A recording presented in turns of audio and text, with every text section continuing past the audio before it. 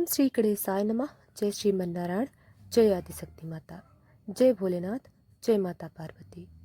दोस्तों, आज हम बताएंगे भगवान विष्णु जी बताते हैं किस पाप के कारण स्त्री का गर्भ नष्ट हो जाता है, गिर जाता है। दोस्तों, आप सभी ने देखा होगा, कुछ स्त्रियां गर्भवती तो होती हैं किंतु उनका बच्चा समय से पहले ही पैदा हो जाता है, जिससे उस बच्चे की मौत हो जाती है। और कई स्त्रियों को तो मरा हुआ बच्चा पैदा होता है। आज इसके वीडियो के माध्यम से हम आपको इसी के बारे में बताएंगे कि किस पाप के कारण स्त्रियों का गर्भ गिर जाता है और वह कौन से कार्य हैं जो एक स्त्री गर्भवती को कभी नहीं करना चाहिए। उसका गर्भ क्यों गिर जाता है और भगवान विष्णु ने इसके बारे में क्या बताया है, जानेंगे एक महत्वपूर्ण कथा के माध्यम से। एक समय की बात है, जब माता लक्ष्मी भगवान विष्णु से मिलने जाती है तो माता लक्ष्मी को देखकर भगवान विष्णु ने कहा, हे देवी, क्या बात है, आज आप अचानक मुझसे मिलने क्यों आई हैं? तब माता लक्ष्मी ने कहा, प्रभु, आज जब मैं पृथ्वी लोक पर भ्रमण कर रही थी तब मैंने देखा कि कुछ स्त्रियां गर्भवती तो होती हैं किंतु समय से पहले ही उनका गर्भ गिर जाता है। प्रभु, इसे देखकर मेरे मन में दो प्रश्न उठ रहे हैं और आज मैं आपसे इन्हीं दोनों प्रश्नों का उत्तर पूछने के लिए आई हूँ। तब भगवान विष्णु जी ने कहा, देवी, तुम्हारे मन में जो भी प्रश्न है निश्चिंत होकर पूछो, मैं तुम्हारे प्रश्नों का उत्तर अवश्य दूंगा। माता लक्ष्मी ने कहा, प्रभु, मेरा पहला प्रश्न यह है कि किस पाप के कारण स्त्रियों का गर्भ गिर जाता है और उस स्त्री के बच्चे की मृत्यु हो जाती है। और मेरा दूसरा प्रश्न यह है कि कौन सी स्त्री के भाग्य में पुत्र प्राप्ति नहीं होती और वह पूरा जीवन निसंतान रहती है। भगवान विष्णु मुस्कुराते हुए बोले, हे देवी, आज आपने प्रश्नों का उत्तर पूछकर संपूर्ण मानव जाति का कल्याण किया है, किंतु इन प्रश्नों का उत्तर मैं आपको एक कथा के माध्यम से दूंगा और इस कथा को सभी स्त्री तथा सभी पुरुष को अवश्य ही सुनना चाहिए, क्योंकि इस कथा को सुनकर आपको पता चल जाएगा कि किस श्राप के कारण स्त्रियों का गर्भ गिर जाता है तथा वह कौन सी स्त्री है जिसके भाग्य में पुत्र की प्राप्ति नहीं होती और पुत्र की प्राप्ति के लिए उसे क्या करना चाहिए। तो माता लक्ष्मी ने भगवान विष्णु से कहा, आप कथा सुनाइए। प्रभु, मैं कथा को पूरा मन लगाकर अंत तक सुनूंगी। कथा को सुनाते हुए भगवान विष्णु ने कहा, हे देवी लक्ष्मी, एक समय की बात है, जब एक नगर में एक बहुत अधिक धनवान सेठ रहता था। वह इतना अधिक धनवान था कि उसके घर में किसी चीज की कोई कमी नहीं थी। उस सेठ की एक पुत्री थी जिसका नाम रूपवती था। रूपवती विवाह करने योग्य हो जाती है। फिर उस सेठ ने सही मुहूर्त देखकर अपनी पुत्रवती रूपवती का विवाह उसी नगर के समीप दूसरे गांव में वैश्य के पुत्र के साथ करवा दिया। विवाह के बाद सेठ की पुत्री रूपवती अपने पति के घर में रहने लगती है। वह अपने पति के घर में हंसी खुशी रहने लगती है और अपने पति से बहुत अधिक प्रेम करती है। रूपवती की सास का नाम माधवी था। माधवी बहुत ही दुष्ट स्वभाव की थी। रूपवती अपने घर से दहेज में बहुत सारा सोना चांदी लाई थी, इसलिए माधवी अपनी बहू रूपवती का झूठ मूठ का सम्मान करती थी और हमेशा उससे मीठी मीठी बातें करती थी और रूपवती से अपने मायके से कुछ न लाने की बातें करती थी। रूपवती अपनी सास की बात मानकर अपने पिता से कहकर वह सोना चांदी, घोड़े, गाय, बैल, अनाज आदि चीज़ों मंगवाया करती थी और उसके पिता भी मना नहीं करते थे और सभी सामान दे दिया करते थे, जिसके कारण रूपवती की सास उससे बहुत खुश रहती थी। इसी तरह रूपवती की सास का लालच प्रतिदिन बढ़ता जा रहा था। वह रूपवती के मायके का सब कुछ हड़पना चाहती थी, क्योंकि उस सेठ का कोई पुत्र नहीं था, इसलिए सारा कुछ रूपवती का ही था। इस तरह काफी दिन बीत चला।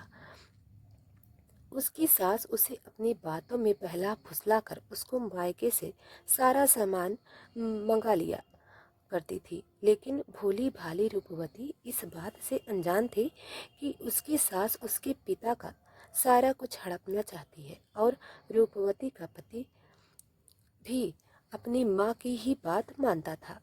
इसलिए उसके घर में रूपवती की सास जो कहती थी वही होता था। उसके घर में सारा काम उसकी माँ के ही कहने से होता था और रूपवती का पति दोनों ही माधवी का कहना मानते थे।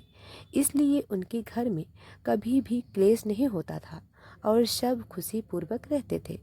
इस तरह कुछ साल बीतने के बाद रूपवती गर्भवती हो गई। जब उसकी सास इस बात का पता चला तो वह बहुत खुश हो गई। उसने तुरंत ही रूपवती के माता पिता को इस बात की सूचना दी और साथ ही बड़ी बड़ी वस्तुओं की मांग की। जब रूपवती के पिता ने इस बात को सुना तो वह भी बहुत अधिक प्रसन्न हुए। फिर अगले ही दिन वह मिठाई तथा सोने के कंगन और सोने की माला लेकर रूपवती के ससुराल पहुंच गए।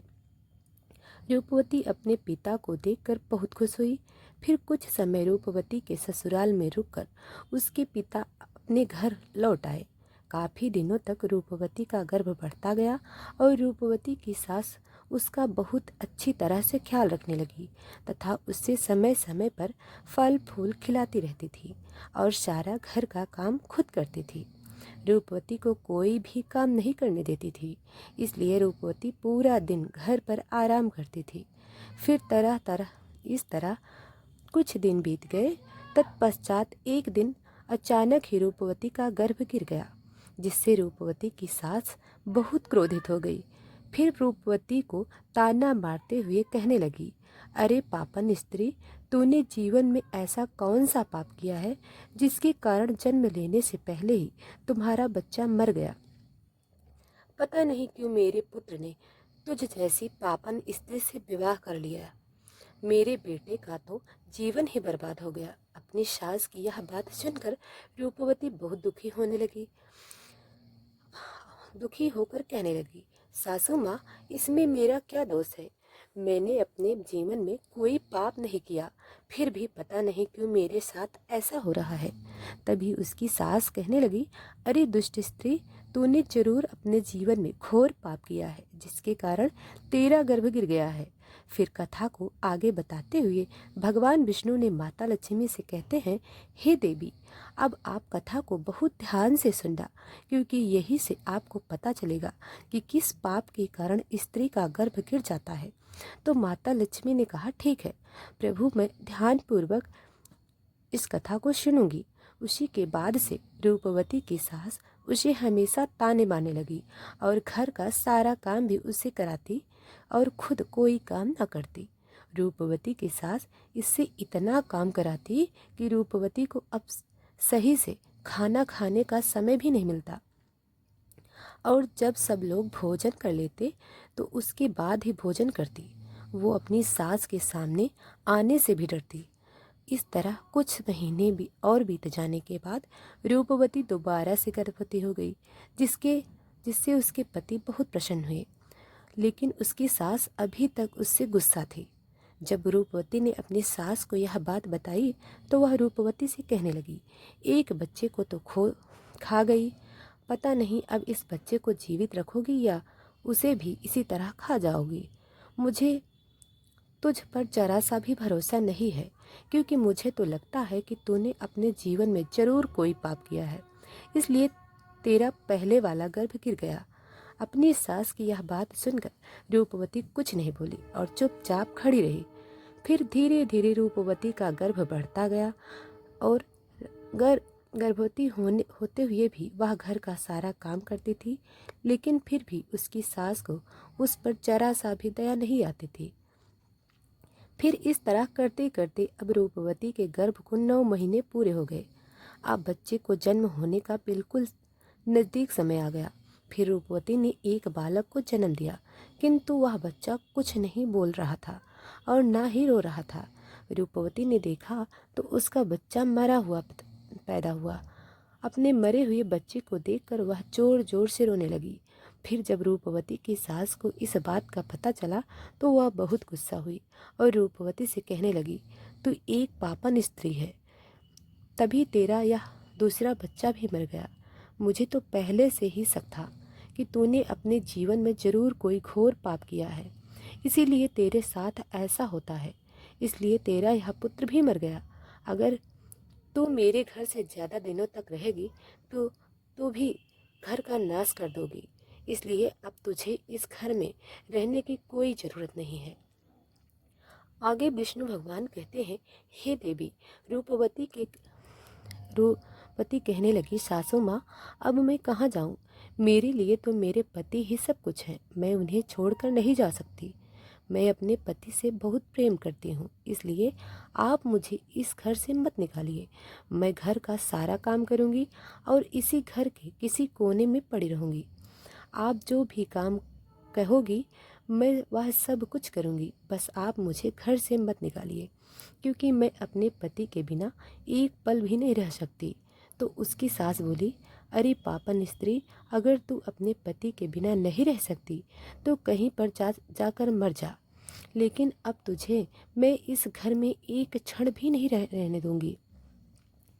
इतना कहकर रूपवती की सास रूपवती को धक्के मार के घर से बाहर कर देती है। फिर रूपवती घर के बाहर बैठी रहती है, लेकिन उसकी सास ने घर का दरवाज़ा नहीं खोला। वह घर के बाहर बैठकर अपने मन में सोचने लगी कि अब मुझे यहाँ से अपने मायके ही जाना पड़ेगा। फिर इतना सोचकर वह अपने मायके चल देती है। तभी रास्ते में एक जंगल पड़ता है, तो वह जंगल में रास्ते से अपने मायके जा रही होती है। तभी बारिश होने लगती है, तो वह एक पेड़ के नीचे बैठ जाती है।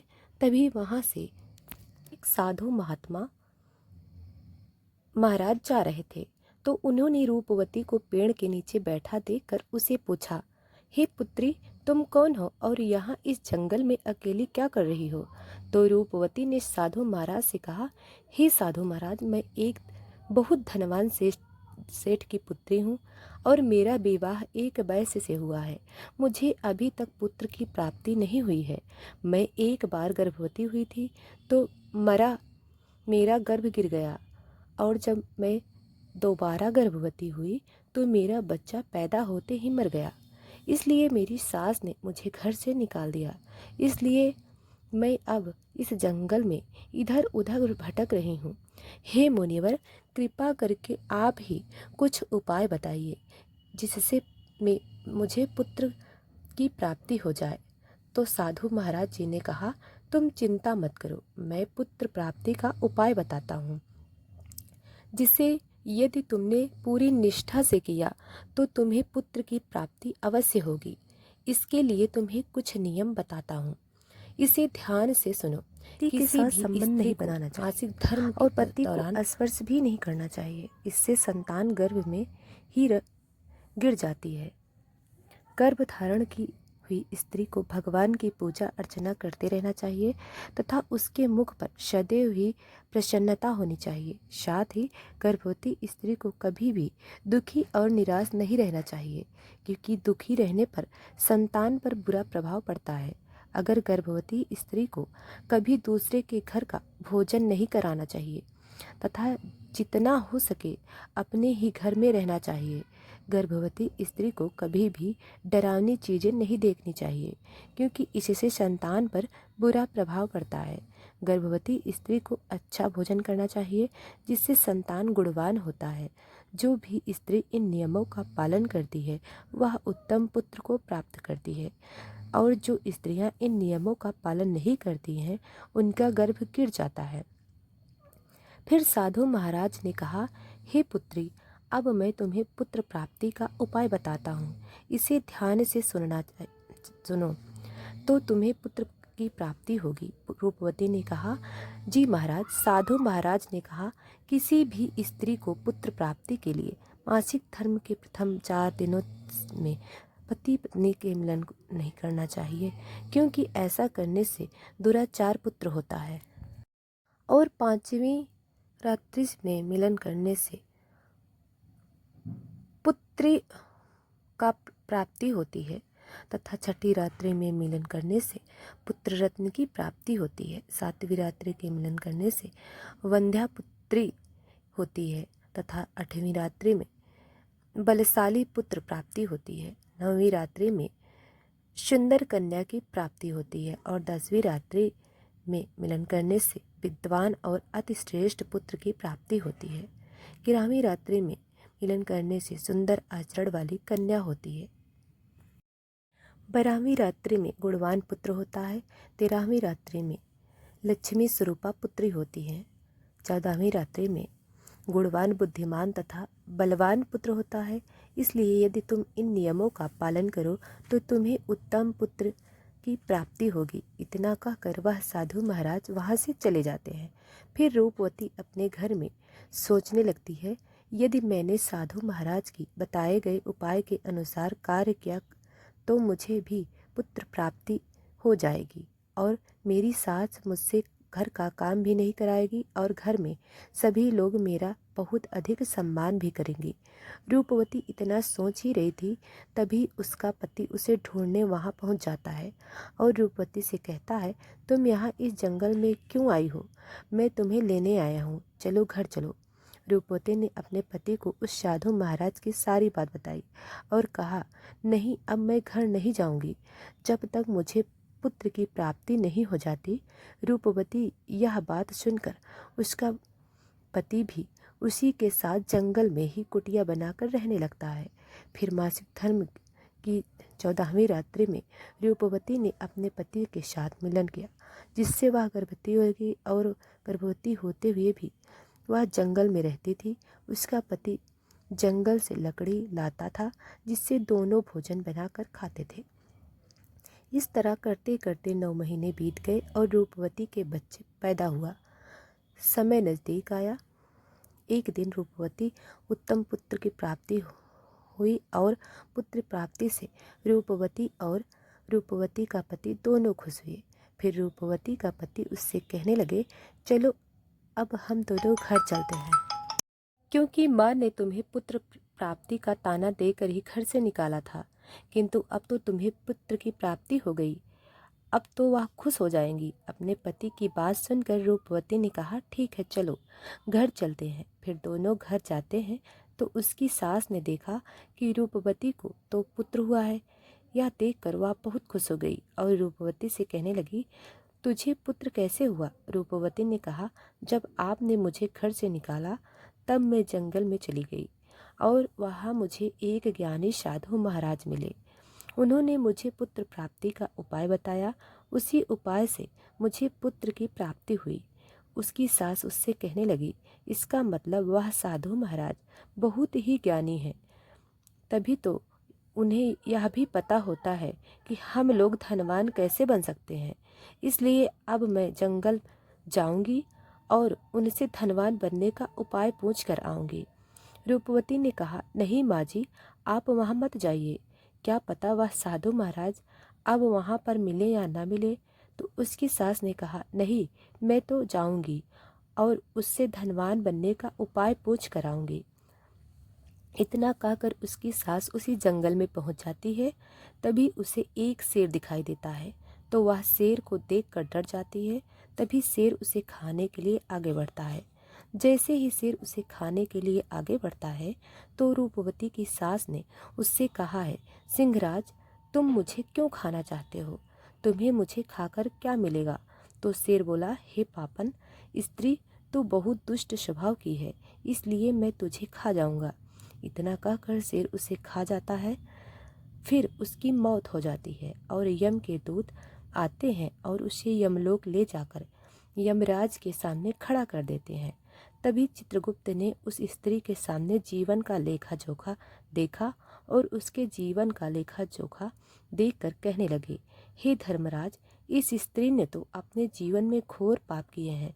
यह स्त्री अपनी बहू पर अत्याचार करती थी, उसकी गर्भवती होते हुए भी घर का सारा काम उसी से कराती थी और जब इसकी बहू के पुत्र की मृत्यु हो गई तो भी उसने उसे धक्के मारकर उसने घर से निकाल दिया।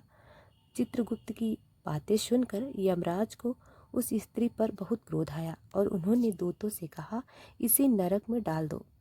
फिर यह कथा को आगे बताते हुए भगवान विष्णु माता लक्ष्मी से कहते हैं, हे देवी, इस प्रकार उसकी सास को उसके किए की सजा मिल गई और रूपवती ने गर्भ धारण के नियमों का पालन किया, जिससे उसे उत्तम संतान की प्राप्ति हुई।